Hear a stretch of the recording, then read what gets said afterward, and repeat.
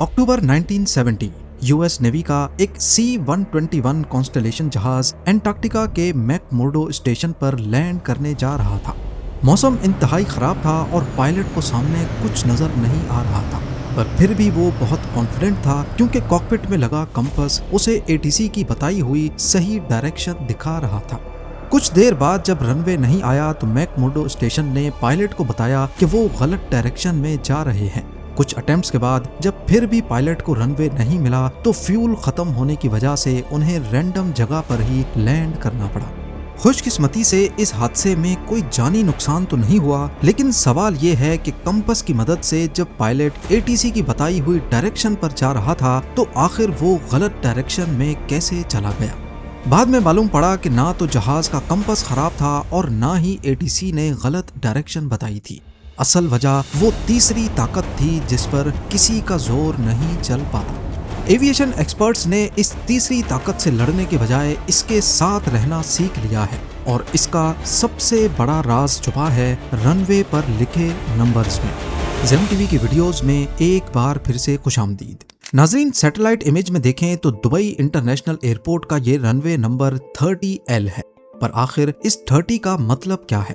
सिर्फ दुबई ही नहीं, दुनिया के किसी भी एयरपोर्ट को आप देखेंगे तो सबका नंबर 1 से 36 के दरमियान ही होगा। रनवे नंबर्स सिर्फ एक नंबर नहीं होता, बल्कि इसके पीछे एक ऐसी इंटरेस्टिंग लॉजिक छुपी होती है जो पायलट को बहुत कुछ बताती है। जब भी कोई प्लेन टेक ऑफ या लैंड करता है तो पायलट का सबसे अहम मिशन होता है कि ये काम इंतहाई स्मूथली किया जाए। एक तो ये पैसेंजर्स की सेफ्टी के लिए भी अच्छा है और एयरलाइन के लिए भी। इस स्मूथ लैंडिंग के लिए पायलट हमेशा हवा की ऑपोजिट डायरेक्शन में प्लेन को लैंड या टेक ऑफ करवाता है। इस ऑपोजिट डायरेक्शन में पड़ने वाली विंड को हम हेड विंड कहते हैं।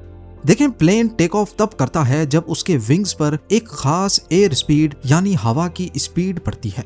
विंग्स पर पड़ने वाली ये एयर स्पीड सिर्फ 2 तरीकों से ही पैदा हो सकती है, या तो उस वक्त नेचुरली हवा बहुत तेज हो या फिर प्लेन को इंजन की मदद से आगे पुश किया जाए।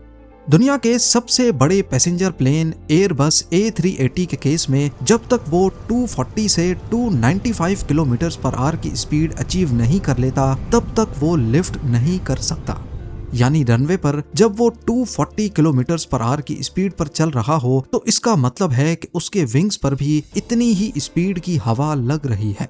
लेकिन अगर रनवे पर सामने से head wind 40 kilometre per hour की चल रही हो तो प्लेन को लिफ्ट ऑफ होने के लिए 240 के बजाय 200 किलोमीटर पर आवर की स्पीड अचीव करनी होगी।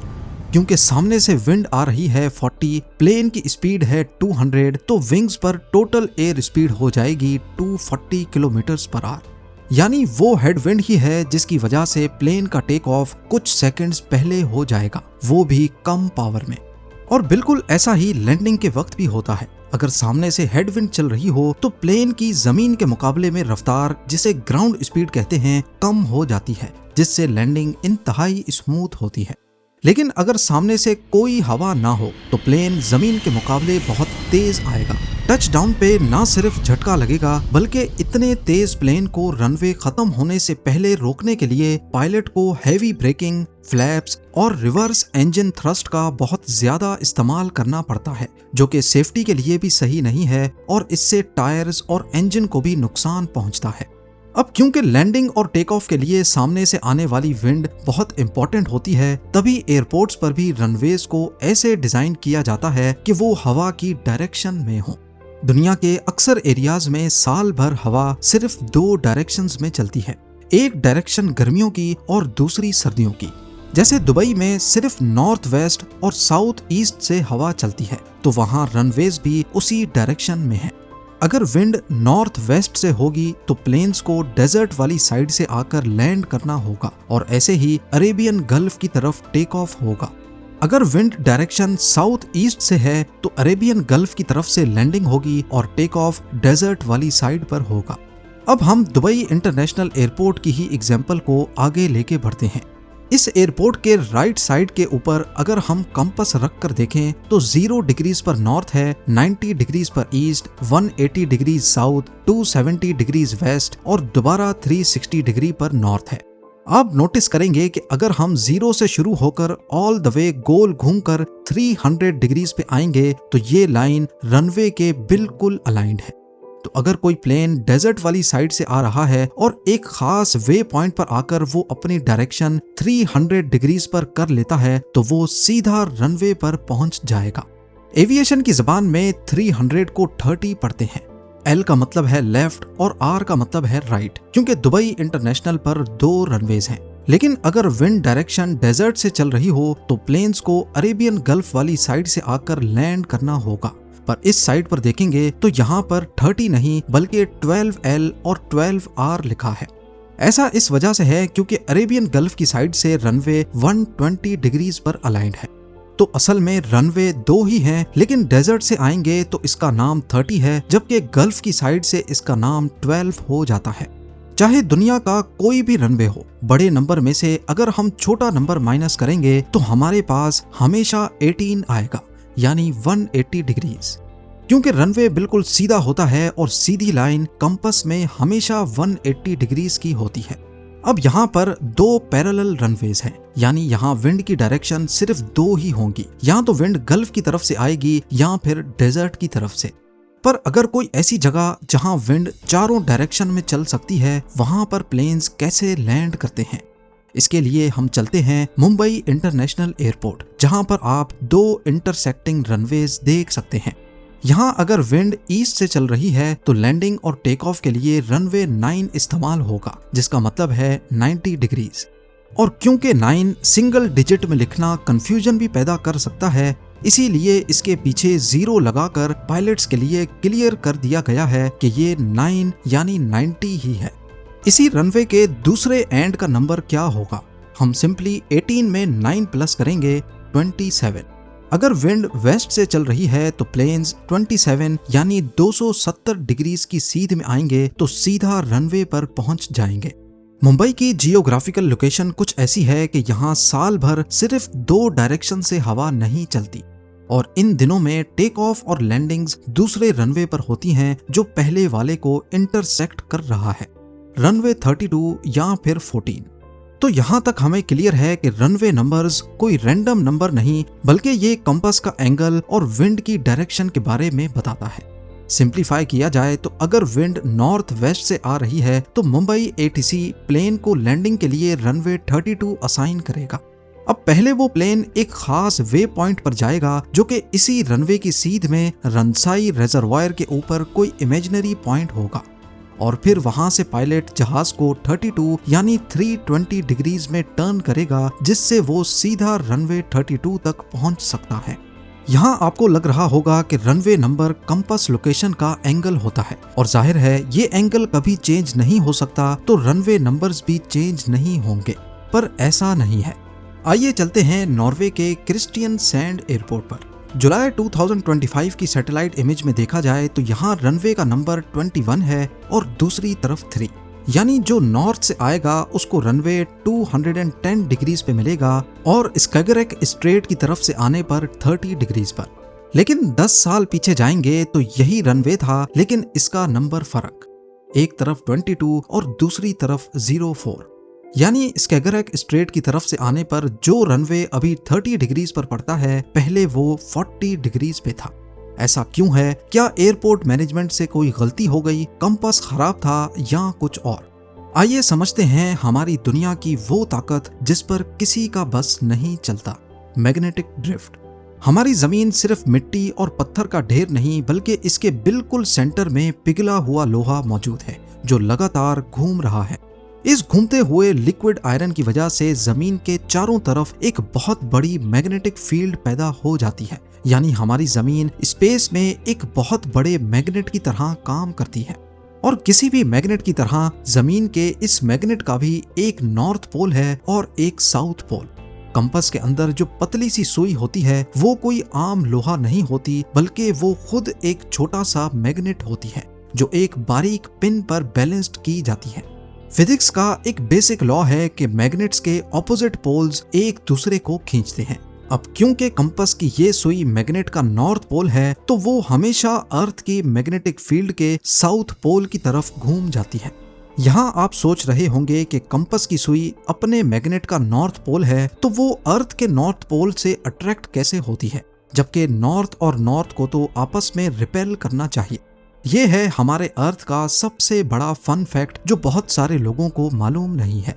असल में हमारे अर्थ का जो नॉर्थ पोल आर्कटिक के पास मौजूद है, वो हमारे अर्थ के मैग्नेट का साउथ पोल है, और अर्थ का साउथ पोल जो असल में एंटार्क्टिका है, वो अर्थ के मैग्नेट का नॉर्थ पोल है। नॉर्थ पोल को नॉर्थ पोल हम इस वजह से कहते हैं क्योंकि कंपास की नॉर्थ सुई उस तरफ अट्रैक्ट होती है, जबकि असल में वो अर्थ की मैग्नेटिक फील्ड का साउथ पोल है।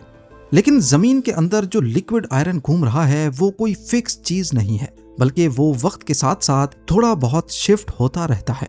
इस लिक्विड आयरन की मूवमेंट की वजह से जमीन के पोल्स हर कुछ सालों के बाद अपनी जगह बदल देते हैं। जब पहली बार साइंटिस्ट ने इस मैग्नेटिक पोल को एग्जैक्ट मेजर किया था तो ये कनाडा के पास था, और आज ये तेजी से रशिया की तरफ बढ़ रहा है। यही वजह है कि जो एयरपोर्ट्स पोल्स के करीब है, हर कुछ सालों के बाद उनके एंगल्स में काफी फर्क आ जाता है, और वहां रनवे नंबर्स एक एक डिग्री करके चेंज करने पड़ते हैं। 1970 में जो यूएस नेवी के प्लेन के साथ हादसा पेश आया, वो भी असल में मैग्नेटिक ड्रिफ्ट का ही नतीजा था। एंटार्क्टिका क्योंकि पोल के करीब है, तभी यहाँ रीडिंग्स तेजी से चेंज होती हैं, और यहाँ 6-6 महीने तक कोई प्लेन नहीं आता, तभी रीडिंग काफी ज्यादा बदल गई, जिसका किसी को अंदाजा नहीं रहा। कनाडा की हालत तो ये हो गई है कि यहाँ एयरपोर्ट स्टाफ हर कुछ सालों बाद रनवे नंबर्स चेंज करके थक चुका था। तभी यहाँ एक ऐसा सिस्टम निकाला गया जिसने ये मसला हमेशा के लिए खत्म कर दिया। उन्होंने रनवे को मैग्नेटिक नॉर्थ के बजाय ट्रू नॉर्थ पर फिक्स कर दिया है, जो कभी चेंज ही नहीं होता। हमारी जमीन का फिजिकल नॉर्थ जो आज ग्रीनलैंड के ऊपर आर्कटिक ओशन में है, ये जीपीएस का नॉर्थ पोल है। कनाडा ने अपने ज्यादातर रनवेज को मैग्नेटिक नॉर्थ पोल से हटाकर जीपीएस के नॉर्थ पोल के हिसाब से फिक्स कर दिया है। फायदा तो इसका आपके सामने है, लेकिन इसका नुकसान ये है कि पायलट्स को लैंडिंग के वक्त कॉकपिट का कंपास छोड़कर जीपीएस के जरिए लैंडिंग करनी होती है, यानी लैंडिंग का सारा दारोमदार जीपीएस सैटेलाइट्स पर होता है। रनवे नंबर्स के अलावा यहाँ पर बनी अजीबो गरीब व्हाइट मार्किंग्स भी पायलट को बहुत कुछ बताती हैं। जैसे रनवे के स्टार्टिंग पर आपको ऐसी लंबी लंबी पट्टियां नजर आती हैं, जो देखने में किसी पियानो कीज जैसी लगती हैं। एविएशन की जबान में इन्हें थ्रेशोल्ड मार्किंग्स कहा जाता है। ये पट्टियां पायलट को हवाई जहाज की खिड़की से दूर से ही बता देती हैं कि रनवे कितना चौड़ा है। अगर वहां 4 पट्टियां हैं तो रनवे 60 फीट चौड़ा होगा, अगर 8 पट्टियां हैं तो 100 फीट, और अगर दुनिया के सबसे बड़े रनवेज की तरह वहां 16 पट्टियां हैं तो इसका मतलब है कि रनवे पूरे 200 फीट चौड़ा है। दुबई इंटरनेशनल पर इन 16 पट्टियों के बाद 6-6 पट्टियों के 2 सेट्स बने हैं। इन्हें डिस्टेंस कैलकुलेटर कहा जाता है। पहली 6 पट्टियां बताती हैं कि 500 फीट रनवे गुजर चुका है, और दूसरी 6 पट्टियां बताती हैं कि 1000 फीट का फासला गुजर चुका है। फिर बारी आती है इन 2 बड़े ब्लॉक्स की, जिसको एमिंग पॉइंट कहते हैं। पायलट हवा में 300 किलोमीटर की रफ्तार से आते हुए अपने जहाज के निशाने को बिल्कुल इन्हीं 2 ब्लॉक्स पर लॉक करता है, क्योंकि यही वो सबसे मजबूत जगह होती है जहां जहाज को सबसे पहले जमीन को छूना होता है। उसके बाद 4 पट्टियां और फिर 2, ये भी बताती हैं कि रनवे कितना गुजर चुका है। अगर आखिरी 2 पट्टियों तक भी प्लेन लैंड नहीं हो पाता तो इसका मतलब है कि अब बहुत देर हो चुकी है। अब अगर टचडाउन हो भी गया तो आगे रुकने के लिए इतना रनवे बचा नहीं है। इस सूरत में पायलट्स इंजन को थ्रस्ट देकर दोबारा ऊपर चले जाते हैं, जिसे एविएशन की जबान में गो अराउंड कहते हैं। इसी तरह रात के वक्त के लिए रनवे के पहले 3000 फीट पर लाइट्स लगी होती हैं, जिससे पायलट को पता चलता है कि वो सही लैंडिंग जोन में है या नहीं। जो लाइट्स अप्रोचिंग साइड पर ग्रीन होती हैं, जिनका मतलब है कि ये सही टच डाउन एरिया है, वही लाइट्स दूसरे साइड से देखने पर रेड होती हैं, जिसका मतलब है कि रनवे खत्म हो रहा है। रनवे के किनारे पर व्हाइट लाइट्स होती हैं, लेकिन आखिरी 2000 फीट पे इनका कलर येलो हो जाता है, जिससे पायलट को पता चलता है कि रनवे खत्म होने वाला है। आखिरी 3000 फीट पे सेंटर लाइन पर रेड और व्हाइट ऑल्टरनेटिंग लाइट्स जलती हैं, यानी एक व्हाइट और दूसरी रेड। लेकिन आखिरी 1000 फीट पे ये सारी सॉलिड रेड हो जाती हैं। पर अगर मौसम खराब हो या धुंध छाई हो तो ये पट्टियां नजर नहीं आती। फिर आखिर लैंडिंग कैसे होती है? आज के मॉडर्न एरा में कई इंटरनेशनल एयरपोर्ट रनवेज पर ILS यानी इंस्ट्रूमेंट लैंडिंग सिस्टम लगा होता है। ये सिस्टम रेडियो सिग्नल्स के जरिए जहाज के ऑटो पायलट को बताता है कि वो रनवे से कितना ऑफसेट है, उसे किस ग्लाइड स्लोप से रनवे की तरफ आना है और कहां पर टच डाउन करना है। अगली बार जब आप प्लेन की खिड़की से बाहर देखेंगे तो रनवे मार्किंग्स और रनवे नंबर्स की ये ज़बान आपको भी काफी हद तक समझ आ जाएगी। उम्मीद है जेम टीवी की ये वीडियो भी आप लोग भरपूर लाइक और शेयर करेंगे। आप लोगों के प्यार भरे कमेंट्स का बेहद शुक्रिया। मिलते हैं अगली शानदार वीडियो में।